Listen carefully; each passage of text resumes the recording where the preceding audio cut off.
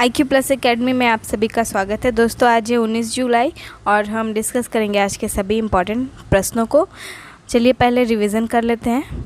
पहला प्रश्न है, किस राज्य की सार्वजनिक परिवहन बस सेवा ने 2020 के लिए प्रतिष्ठित संयुक्त राष्ट्र लोक सेवा पुरस्कार को जीता है। नेक्स्ट है, हाल ही में राष्ट्रीय कृषि बाजार ई-नैम प्लेटफॉर्म किसके द्वारा लॉन्च किया गया है। अगला है, हाल ही में महाराष्ट्र सरकार द्वारा प्रतिष्ठित मदर टेरेसा मेमोरियल अवार्ड से किसे सम्मानित किया गया है। दक्षिण कोरिया में ISSF निशानेबाजी विश्व कप में कितने पदकों के साथ भारत शीर्ष तालिका पर रहा। नेक्स्ट है, निम्न में से किस ऑनलाइन प्लेटफॉर्म ने हाल ही में अनमेंशनिंग फीचर को लॉन्च किया है। हाल ही में पशुपालन और डेयरी विभाग द्वारा वन हेल्थ पायलट प्रोजेक्ट के तौर पर कहाँ लॉन्च किया गया है। दोस्तों इसके आंसर्स आप हमें कमेंट बॉक्स में बताएं। आपके इस प्रश्नों के आंसर हम वीडियो के एंड में दे देंगे। चलिए स्टार्ट करते हैं 19 जुलाई के प्रश्नों को। पहला प्रश्न है, निम्न में से किस संस्थान को गति शक्ति विश्वविद्यालय के रूप में उन्नयन को मंजूरी दी गई है। ऑप्शन है शिक्षा विभाग, यूनेस्को, विश्व बैंक या राष्ट्रीय रेलवे और परिवहन संस्थान। तो दोस्तों अभी हाल ही में राष्ट्रीय रेलवे और परिवहन संस्थान को गति शक्ति विश्वविद्यालय के रूप में उन्नयन के रूप में मंजूरी दे दी गई है। इस विद्यालय को केंद्रीय विश्वविद्यालय के रूप में अपग्रेड किया गया है और गति शक्ति विश्वविद्यालय इसका नाम कर दिया गया है। नेक्स्ट प्रश्न देखेंगे, निम्न में से किसे टेक्नोलॉजी कंपनी ने अभी हाल ही में विश्व की तेज ग्राफिक्स DRAM चिप को विकसित किया है। दोस्तों इस चिप को सैमसंग के द्वारा विकसित किया गया है। अगर हम DRAM का फुल फॉर्म देखें तो डायनेमिक रैंडम एक्सेस मेमोरी इसका फुल फॉर्म होता है। यह 24 gigabit graphics double data rate 6 third generation का 10 नैनोमीटर तकनीक को अपनाता है।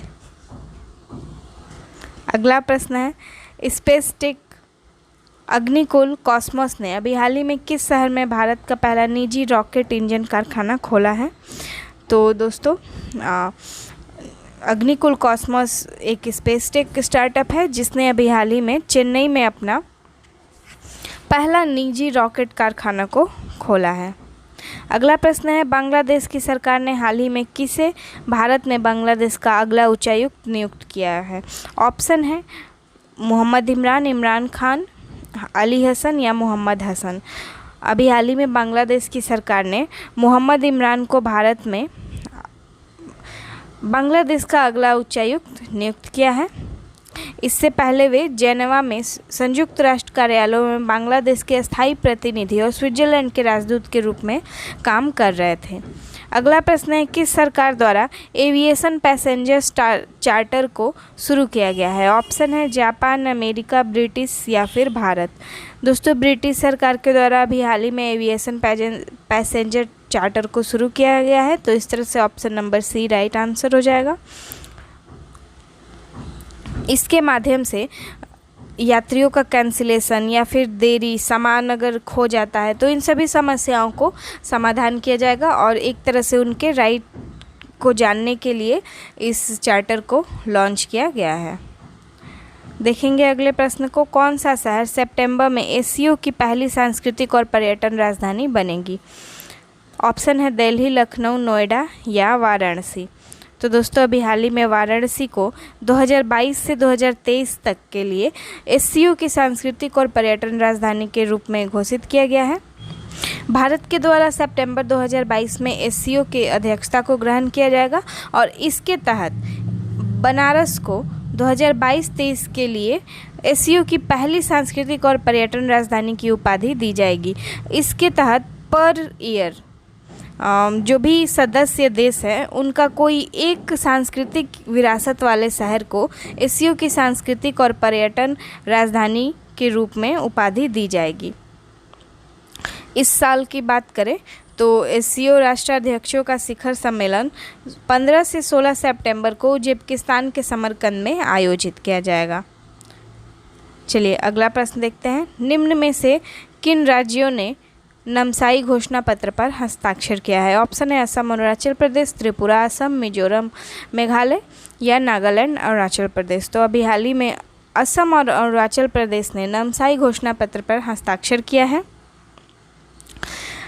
असम के मुख्यमंत्री हेमंत बिस्वा शर्मा और अरुणाचल प्रदेश के मुख्यमंत्री पेमा खांडू ने इस पर हस्ताक्षर किया है। इसके तहत पहले 123 विवादित गांव थे, यानी कि असम और अरुणाचल प्रदेश के बॉर्डर्स में 123 गांव ऐसे थे जो कि विवादित थे, लेकिन अब इसकी संख्या 86 कर दी गई है।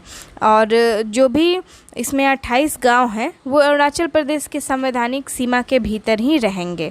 हम बात करें इसके बारे में तो 1987 में अरुणाचल प्रदेश को राज्य का दर्जा मिला और इसमें एक त्रिपक्षीय समिति का गठन किया गया, जिसके माध्यम से कुछ क्षेत्रों को असम से अरुणाचल प्रदेश में स्थानांतरित करना था, जो कि अभी तक नहीं हुआ था। तो इसलिए इस समिति का गठन किया गया और समझौते पर हस्ताक्षर भी किया गया है। अगर बात करें दोनों राज्य कितनी लंबी सीमा साझा करते हैं तो 804.1 किलोमीटर की सीमा को साझा करते हैं दोनों राज्य। और इसके अलावा दोनों ने 15 सितंबर 2022 तक शेष सीमा विवादों को सुलझा लेने का फैसला लिया है। अगला प्रश्न है, निम्न में से किस बैडमिंटन खिलाड़ी ने सिंगापुर ओपन का महिला एकल खिताब अपने नाम कर लिया है? तो ऑप्शन है पीवी सिंधु, वांग झिंग, साइना नेहवाल या नजोमी ओकुहारा। अभी हाल ही में पीवी सिंधु के द्वारा सिंगापुर ओपन का एकल खिताब जीत लिया गया है और इन्होंने वांग झिंग जो कि चाइना की बैडमिंटन खिलाड़ी है, इनको हरा कर यह खिताब को जीता है। साइना नेहवाल भारत की बैडमिंटन खिलाड़ी है और नजोमी ओकुहारा जापान की है, याद रखेंगे इसको। अगला प्रश्न है, आईएनएस सिंधु ध्वज कितने साल की उत्कृष्ट सेवा के बाद सेवा मुक्त हो गया है? ऑप्शन है 40, 39, 45 या 35। तो अभी हाल ही में यह 35 वर्षों की सेवा के बाद सेवा मुक्त कर दिया गया है। यह एक किलो श्रेणी की पनडुब्बी है जो कि विशाखापट्टनम से इसे सेवा मुक्त किया गया है। और अगर हम बात करें कि नौसेना के पास अब कुल 15 पारंपरिक पनडुब्बियां सेवा में है। नेक्स्ट है, निम्नलिखित में से किसने चौथा P-17A स्टील्थ फ्रिगेट दूनागिरी को कोलकाता में लॉन्च किया है? ऑप्शन है राजनाथ सिंह, नरेंद्र मोदी, रामनाथ कोविंद या अमित शाह। तो अभी हाल ही में राजनाथ सिंह के द्वारा इसे लॉन्च किया गया है दोस्तों कोलकाता में, और उन्होंने इसे 15 जुलाई 2022 को लॉन्च किया है। यह project 17A frigate garden read ship builders limited के द्वारा बनाया गया है। और अगर हम बात करें एक्स्ट्रा पॉइंट्स की तो P-17A class P-17 Shivalik class का उत्तराधिकारी है, जिसमें बेहतर स्टील फ्रिगेट्स और हथियार शामिल हैं। अब हम देख लेंगे अपने रिवीजन वाले प्रश्नों के आंसर।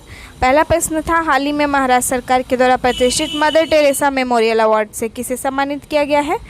तो यह दिया मिर्जा और अफरोज शाह दोनों को दिया गया है। नेक्स्ट है, दक्षिण कोरिया में ISSF निशानेबाजी विश्व कप में कितने पदक के साथ भारत पदक तालिका में शीर्ष पे रहा? तो दोस्तों 8 पदकों के साथ भारत शीर्ष पर है। निम्न में से किस ऑनलाइन प्लेटफॉर्म ने अभी हाल ही में अनमेंशनिंग फीचर को लॉन्च किया है? यह फीचर ट्विटर के द्वारा लॉन्च किया गया है। नेक्स्ट है, हाल ही में राष्ट्रीय कृषि बाजार ई-नैम प्लेटफॉर्म किसके द्वारा लॉन्च किया गया है? ई-नैम प्लेटफॉर्म को कृषि एवं किसान कल्याण मंत्री नरेंद्र सिंह तोमर के द्वारा लॉन्च किया गया। अगला है, हाल ही में पशुपालन और डेयरी विभाग द्वारा वन हेल्थ पायलट प्रोजेक्ट के तहत कहाँ लॉन्च किया गया है? इसे बेंगलुरु में लॉन्च किया गया है। अगला प्रश्न है, किस राज्य की सार्वजनिक बस परिवहन सेवा को 2022 के लिए प्रतिष्ठित संयुक्त लोक सेवा का पुरस्कार मिला है? तो अभी हाल ही में उड़ीसा की सार्वजनिक परिवहन बस सेवा को 2022 का प्रतिष्ठित संयुक्त राष्ट्र लोक सेवा के पुरस्कार से सम्मानित किया गया है। तो दोस्तों आई होप कि आप लोगों को हमारा सेशन पसंद आया हो, तो प्लीज़ लाइक करें, कमेंट करें और अच्छा लगे तो शेयर भी करें अपने दोस्तों के साथ। अगर आपको इसमें कोई सुधार चाहिए तो प्लीज़ कमेंट करके हमें बताएं।